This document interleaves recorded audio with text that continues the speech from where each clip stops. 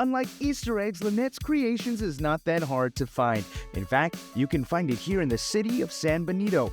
Let's go inside and see what creative, delicious treats await us.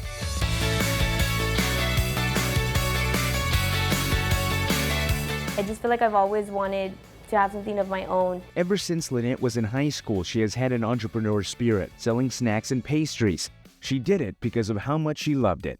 I've always wanted to try to, make my own money, like sell at school. I would sell snacks and stuff like that. So I just feel like it's just always been in me to be kind of like a business person. Creativity is something that runs in her family.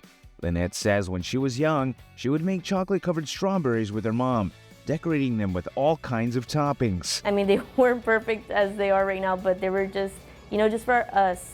So we would do that, or sometimes my mom would just make little cheesecakes and stuff like that. So she's always been experimenting just like me. She's always tried to sell stuff, just because it was fun for her. In one December, when she was on Christmas break, she saw a popular hot chocolate bomb trend and decided to put that creativity to the test and try to make some of her own. I did decorative hot chocolate bombs, not just regular ones. I started doing the little Santas and Miss Claus and stuff like that. And I started selling them on Marketplace on Facebook. This was something she thought would only last through Christmas break, but quickly found out the demand for her treats was high. Orders poured in, and that's when Lynette's Creations was born. Well, it did get to a point where I would have orders of 200 treats, so each order.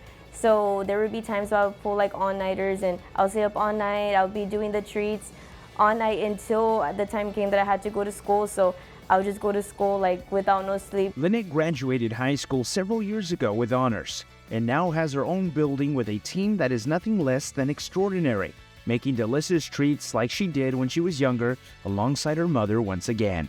I didn't think it was gonna get this far. People would ask me when I was still working in my house, do you see yourself having opening up a shop? And I would be no, I don't want to.